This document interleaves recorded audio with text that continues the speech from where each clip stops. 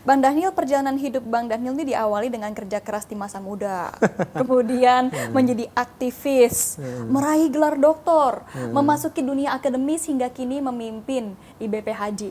Nah, apa pesan yang bisa Bang Dhanil sampaikan untuk generasi muda ya, terutama para sahabat liputan.com terkait dengan pentingnya pendidikan? Iya, bagi saya, terutama bagi orang tua saya, tidak ada yang lebih penting daripada pendidikan. Jadi kalau orang Batak itu Mbak, orang-orang tua Batak itu, dulu itu dia bisa jual rumah, bisa jual ladang, sawah untuk sekolah anaknya. Jadi bukan terbalik, gitu bukan ya? jual ladang untuk beli motor, misal beli mobil. Dia jual rumah, jual ladang untuk pendidikan anak-anaknya. Bagi orang tua saya misalnya pendidikan itu ya segala-galanya, karena kehidupan itu akan jauh lebih baik kalau kita berpendidikan. Pendidikan itu bagi orang tua saya misalnya dan bagi saya sampai dengan hari ini bukan terkait dengan berapa nanti penghasilanmu, berapa nanti kekayaanmu, enggak begitu. Tapi bagi mereka pendidikan itu adalah terkait dengan kualitas hidup, cara memandang hidup, cara bersikap terhadap hidup dan kehidupan, cara menunjukkan kebermanfaatan terhadap lingkungan, terhadap orang lain dan sebagainya. Jadi pendidikan bagi orang tua saya itu bukan jalan untuk mencari pekerjaan, itu adalah efek saja. Jadi keliru kalau kemudian Anda sekolah, Anda kuliah supaya bisa dapat kerjaan. Bagi orang tua saya termasuk bagi saya hari ini, pendidikan itu adalah cara memperbaiki cara berpikir dan melihat kehidupan.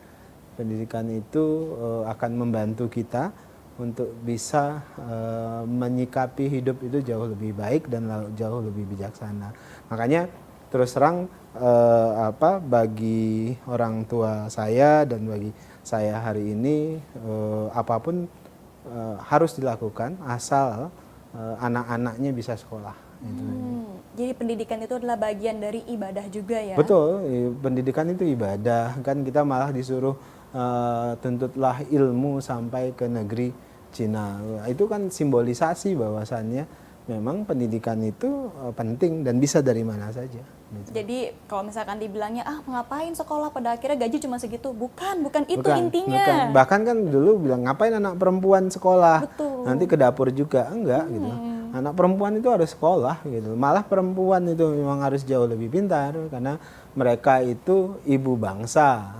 Mereka yang menghadirkan Prabowo Subianto, mereka yang menghadirkan tokoh-tokoh besar yang lain. Ya perempuan-perempuan itu pastilah orang-orang hebat itu lahir dari perempuan-perempuan hebat juga. Gitu. Pendidikan pertama ya dari ibunya. Ibu. Oke. Nah Lebaran kemarin Bang Dhanil mudik ke Langkat atau ke Aceh Tamiang nih? Saya itu lahir di Aceh Tamiang, perbatasan sebenarnya Mbak. Nama kampungnya ini uniknya Mbak. Nama kampung saya lahir itu namanya Salah Haji. Salah Haji.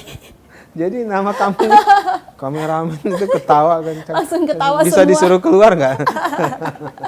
Jadi nama kampung saya lahir. Nah uniknya itu biasa kan kalau orang lahir itu pasti nama kotanya ya. Nama misal kalau Medan gitu.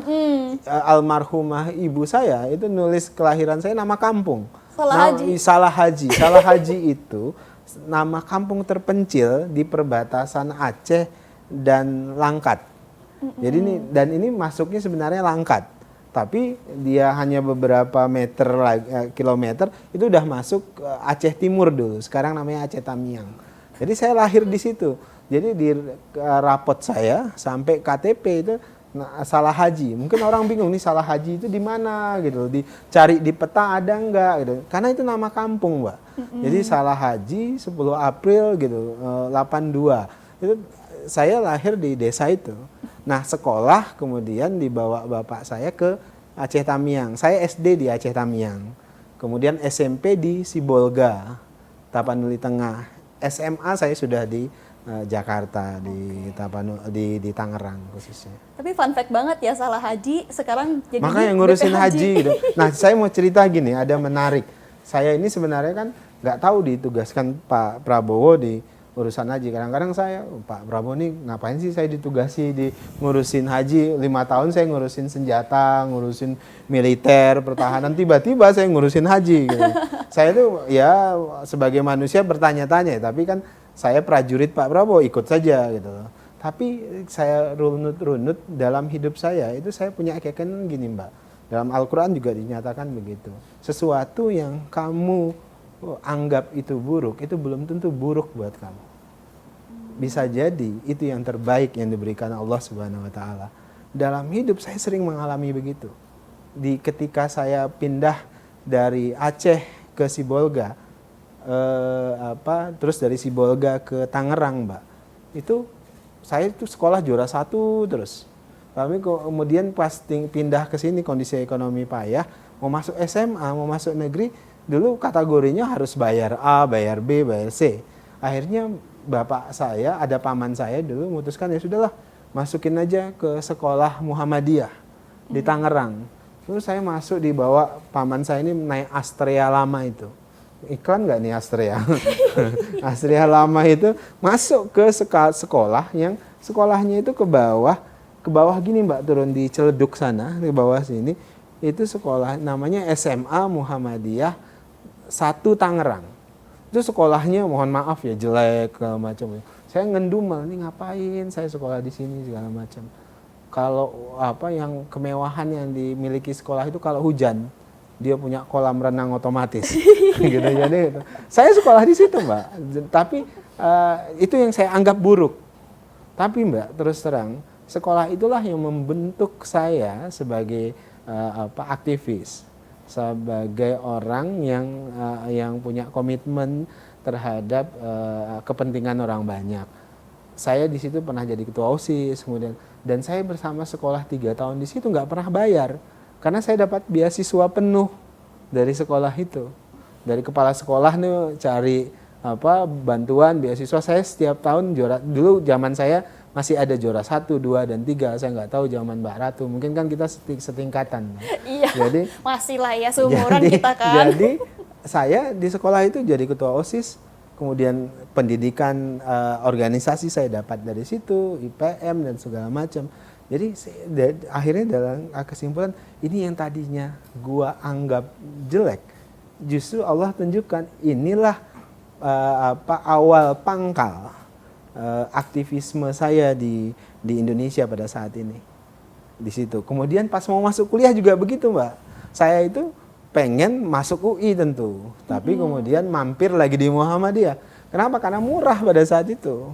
S1-nya saya lulus S1, nah barulah pada S2, S3 saya harus masuk ke barulah saya masuk ke UI, barulah saya masuk ke Universitas Negeri. Saya sempat ke luar tapi nggak selesai. Saya sempat di Joston kan waktu itu, tapi kemudian tidak selesai, agak bandel kan. Jadi akhirnya kembali ya. Nah, saya mau katakan itu buruk, saya anggap dulu itu nggak baik. Ternyata itu yang membuat saya justru kemudian berkembang dengan baik di tempat-tempat itu.